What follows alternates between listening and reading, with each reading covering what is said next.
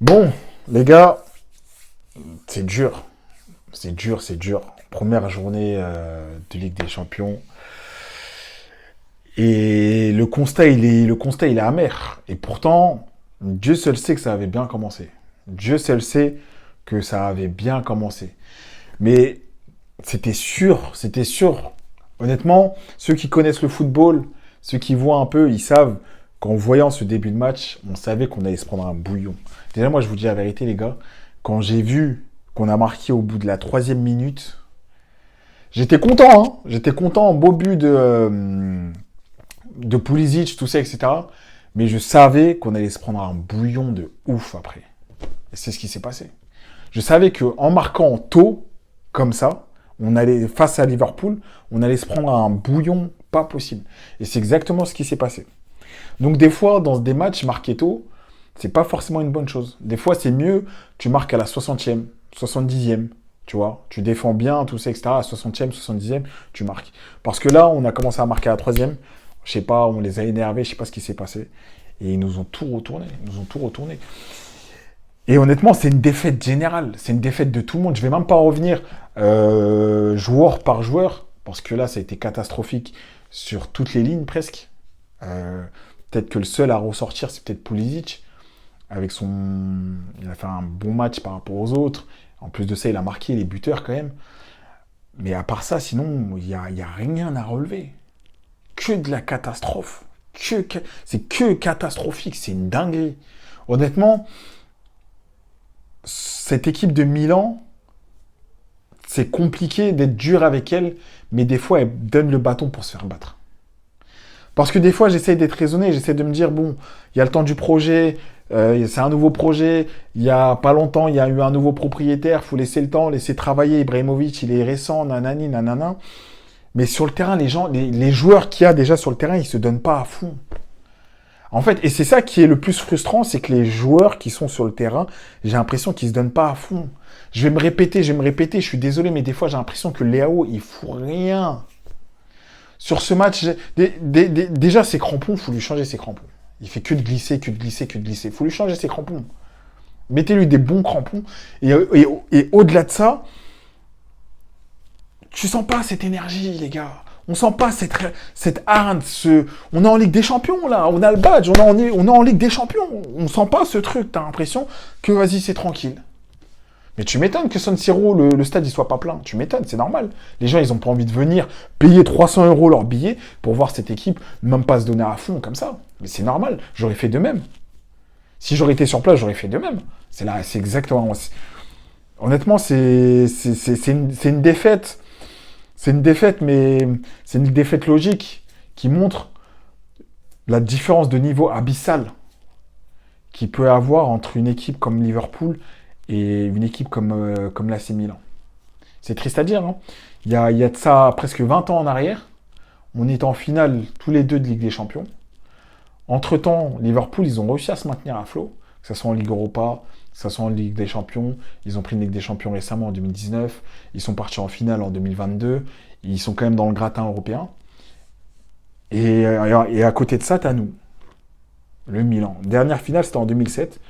Entre-temps, t'as Liverpool. Certes, ils ont connu une période de moins bien, mais ils ont toujours été dans les petits calculs, dans les petits papiers. Nous, c'est une chute profonde. C'est honnêtement, des fois, quand je réfléchis, je me dis la perte de niveau qu'il y a eu. Je sais même pas si elle est comparable à quelque chose, à part peut-être à des anciens vieux clubs, hein. Mais là, de façon contemporaine, pour moi, même Manchester, ils n'ont pas un glow down autant Manchester. Parce que Manchester, mine de rien, ils font des petits trucs, ils arrivent à remporter. Il y a quelques temps, ils ont remporté une coupe d'Angleterre. Ils sont souvent en finale de Coupe d'Angleterre, même si des fois ils la gagnent pas, etc. Ils font des petits trucs. Et nous, c'est miette, c'est niette. Honnêtement, là, c'est Milan, c'est compliqué, c'est compliqué. C'est compliqué. Et après, on a le coach. Le coach, on voit pas trop sa patte encore. On voit pas trop la patte du coach. C'est dur de lui en vouloir. Parce que c'est les débuts, mais les débuts, ils sont sombres. Les débuts, ils sont sombres. 5 matchs, 2 défaites, 2 matchs nuls, une victoire face au dernier de la Serie A. C'est sombre. 2 défaites, Une défaite face à Parme, promu, et une défaite chez nous, à Liverpool, 3-1. Deux match nul face à la Lazio, match nul face au Torino, je crois. Le constat, il est compliqué. Hein. Honnêtement, c'est dur à dire, mais pour l'instant, on est loin de l'Inter. Moi, je vous dis la vérité, on est très loin de l'Inter Milan. On est très loin de l'Inter Milan, parce que déjà, l'Inter Milan, on peut dire ce qu'on veut. Ils ont une structure solide. Ils ont un archétype solide. Il y a des joueurs, ça fait plusieurs années qu'ils sont là, et ils ont une ossature solide. Les Barella, les Chanaloglu, malgré tout, il est là depuis quelques temps. Barella, il est là. Bastoni, il est là. Lautaro Martinez, il est là. On a Mkhitaryan derrière. Ils ont une ossature. Ils ont une ossature qui est solide, ils savent jouer ensemble. Ils ont l'habitude de jouer ensemble. Ça fait 3-4 ans qu'ils jouent ensemble régulièrement. Ils ont des automatismes. Nous, on n'a pas ça. Et j'ai l'impression que l'année dernière, il y a eu des nouveaux joueurs, il y a une vague de nouveaux joueurs, Pulisic, Loftus-Cheek, Reinders, et ainsi de suite. Mais là, cette année, pour l'instant, la plus-value, on la voit que sur Pulisic. Reinders, je trouve pas qu'il ait plus augmenté son niveau. Loftus-Cheek, je trouve pas qu'il ait plus augmenté son niveau. Pareil pour Moussa, pareil pour Chukwueze. Il n'y a pas de gain, en fait. En un an, on n'a pas gagné quelque chose, on stagne. En termes de niveau proprement dit, j'ai l'impression on stagne. Ce qui fait que, je le dis, ça fait mal, mais on est très loin du niveau de l'Inter Milan. On est très loin d'un niveau de Paris Saint-Germain, de l'Inter Milan, du Bayern Munich, de City, du Real, de toutes ces équipes-là. Honnêtement, je trouve les pots 1, 2, 3, 4, là, j'ai l'impression que notre niveau, il est dans un niveau un pot 3. Je me vois même pas dans un pot 2. Je vous dis la vérité, là, cette année, on va jouer contre Leverkusen, on va jouer contre Granada, enfin, pas Granada, mais comme Girona, on va voir ce que ça donne. Face à Leverkusen, je suis pas serein. Alors que c'est Leverkusen et que nous, on est le Milan. Mais je vous dis la vérité, avec le niveau qu'on propose, l'intensité de jeu qu'on propose, je ne suis pas serein. Face à Leverkusen, j'ai l'impression qu'on peut se faire botter. On peut se faire botter face à Leverkusen, il y a 2 ans, Leverkusen, c'était personne. Hein.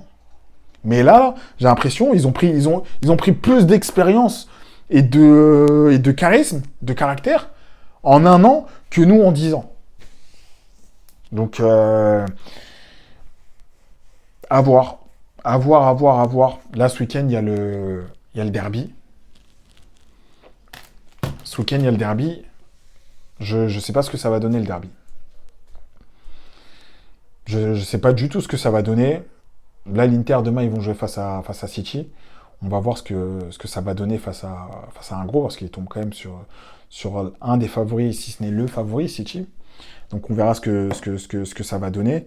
Mais là, le Milan, ils m'ont déçu, parce que moi, j'y croyais.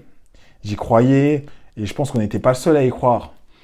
On s'est dit, en plus, le pire, c'est quoi? C'est qu'au début, il y a eu le but, et ensuite, on ne s'est pas pris le bouillon tout de suite. Et c'est là où Liverpool, on sent l'expérience. On sait qu'ils savent. Déjà, il y a la barre de Salah. À chaque fois qu'ils faisaient des contre-attaques, ils étaient hyper dangereux.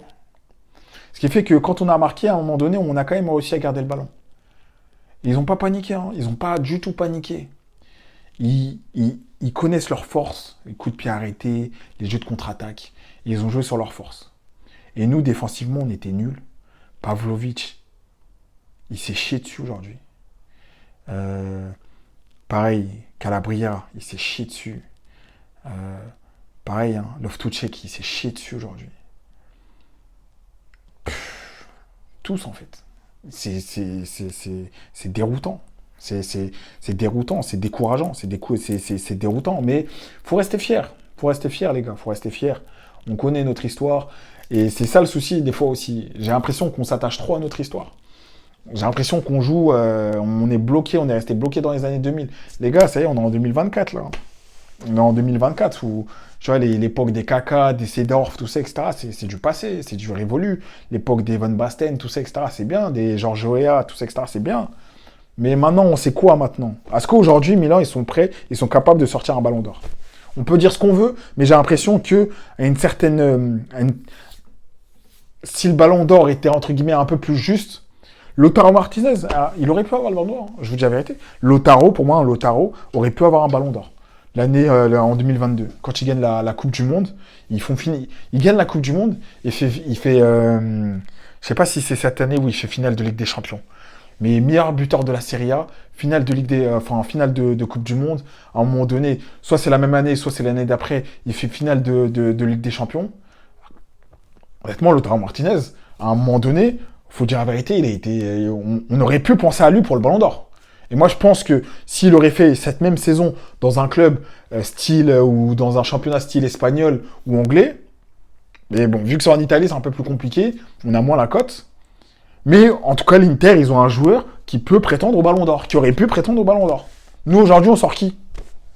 On est capable de sortir qui du Ballon d'Or, là? Pour moi, on sort des joueurs mid. Ils sont middle, moyens. Ils sont cinquième, quatrième de Serie A. Au mieux, tu vois. C'est des joueurs de ce niveau-là, de ce calibre-là. Honnêtement, c'est grave, hein. C'est grave. J'ai le seum.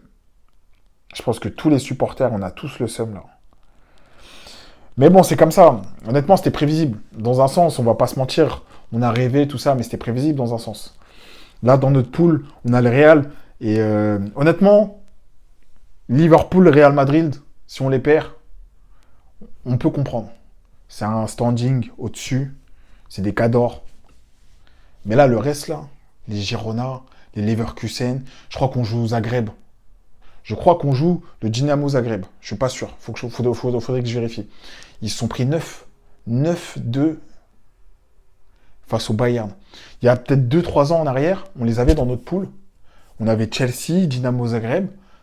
On a galéré face à eux. On a galéré de fou face à eux. Le Bayern, ils les ont tapés 9-2.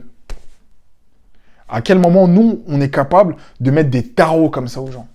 En fait, et c'est là où je dis que notre niveau, il a baissé. Il a baissé notre niveau, les gars. Il a baissé, il faut le dire. Il a baissé notre niveau. Le standing, il a grave baissé. On n'est plus le Milan qu'on était à l'époque. Il a grave baissé. Là, maintenant, on est une équipe mid. Et il faut l'accepter. Il faut l'accepter. Pour l'instant, il faut l'accepter. Et il faut avancer. Il faut continuer à soutenir. Voilà, parce que l'amour, entre guillemets, c'est jamais évident. Il y a des bons passages, il y a des moins bons passages. Il faut rester fidèle. Peu importe ce qui se passe, je vais toujours soutenir la cause, toujours rester fidèle à l'équipe que j'ai vu étant plus jeune, étant plus petit, avec laquelle je suis tombé amoureux. Je vais toujours rester derrière eux, même si c'est pas tous les jours évident. Mais il faut qu'eux, de leur côté, il faut qu'ils fassent un effort. Faut qu'ils fassent un effort. Voilà, j'ai plus rien à dire. On se donne rendez-vous ce week-end hein, pour le derby. J'espère que ça sera pas une souffrance, une purge supplémentaire. Et voilà, prenez soin de vous et en espérant que ça aille. Hein, et j'espère vraiment que Fonseca.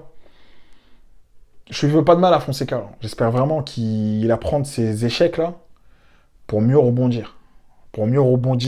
Et qu'il rebondisse vite. Parce que là, si on se prend une rouste face à l'Inter là ce week-end, honnêtement, si on se prend une rousse face à l'Inter ce week-end, je vous dis la vérité, je sais même pas s'il finit l'année là. Je sais pas s'il finit l'année. Et nous, on est là, De Zerbi, on n'a pas voulu le prendre alors qu'il n'était pas contre Milan. Comment il s'appelle? Le coach de Naples. Là, j'oublie tout là de toute façon aujourd'hui. Bref, le coach de Naples, vous savez très bien de qui je parle. Conte, voilà, Antonio Conte, on n'a pas voulu le prendre. Et là, tu vas me dire que Naples, ils ont plus de poids financier, ils ont une meilleure histoire, et que Naples est mieux que Milan AC. Pourquoi on l'a pas pris? Bref, en tout cas, il n'est pas là. Contre Sessao, pareil. Alors que théoriquement, il avait un meilleur jeu que Fonseca. On est parti sur Fonseca. On ne sait pas pourquoi. On ne sait pas. S'il y a des gens qui peuvent m'expliquer pourquoi on est parti sur Fonseca, écrivez-moi un message, dites-le dans les commentaires. Mais je comprends pas. Je ne sais pas pourquoi. Fonseca. Je sais pas pourquoi. Bon. J'ai plus rien à dire, hein. J'en ai trop dit, j'ai plus rien à dire. Et on se voit ce week-end, quoi. Prenez soin de vous et gardez toujours le courage. Et la foi, hein, la foi. Parce que là, c'est même plus de... là, ça devient de la croyance, carrément. Faut croire, faut espérer. Allez, ciao.